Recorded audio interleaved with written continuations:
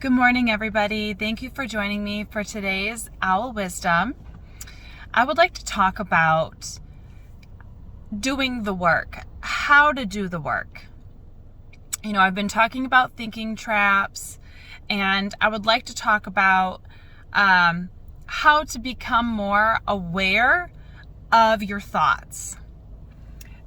In the book, The Resiliency Factor, they have this method. The authors, whose names I don't have off the top of my head right now, I'm sorry.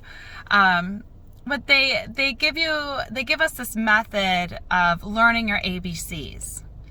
And so what they talk about here is, the ABCs. We got adversity, B, belief, C, consequence. And so normally when an adversity shows up, we quickly react. We go A to C. There is this consequence. And the consequence can be your reaction to it or the emotions that you feel. So we, adversity to see the consequence. But really, when an adversity happens, it triggers these beliefs. First it comes through as these ticker tape thoughts, these thoughts that kind of go through, and you can be mad, you can be embarrassed, you can be sad, you can be, you can have your emotion. That's going to be the tone of your thoughts. But we follow those thoughts down to the core belief that we're thinking. And the core belief could be a story from the past of, betrayal or getting hurt, right? So like our mind is going, oh, we've been here before. I know how this goes, right? Or it might be something where, a belief that we're holding within ourselves about I'm not enough, or I'm not, good enough, or, nobody likes me, or, we can have however many stories. And again, they stem from situations and interactions and relationships in our past, but we're not consciously aware that this is what's happening, an adversity, and then we react. And so what I like to show my clients is to kind of backtrack. The adversity happens, the consequence, your reaction, or the emotions you feel, and then we're going to start backtracking by paying attention to what our thoughts are telling us right now. Are we, like I said, are we rerunning old stories? What are we feeling right now? What are our thoughts and our feelings telling us right now? Or I should say, how are our thoughts telling us how we feel?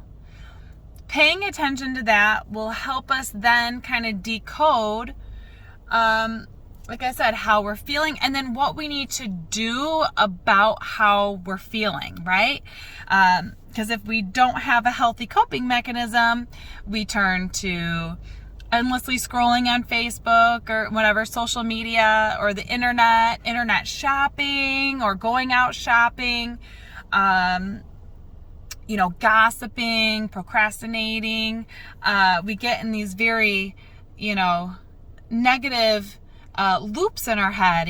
We'll try to self-soothe and numb, even through drugs and alcohol use, right? We're trying to escape the uncomfortable feelings that we feel.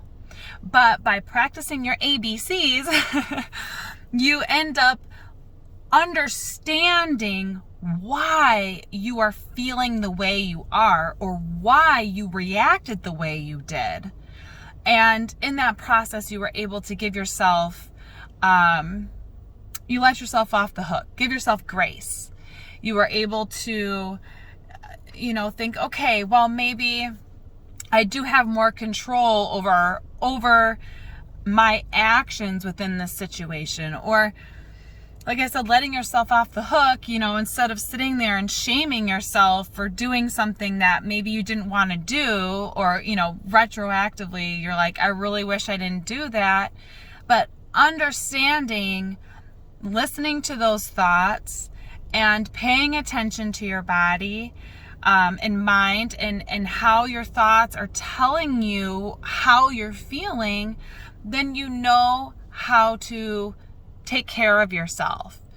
If I'm feeling really anxious, I need to get back down into my body. I'm too manic. If I'm angry, I'm feeling disrespected. Why am I feeling disrespected?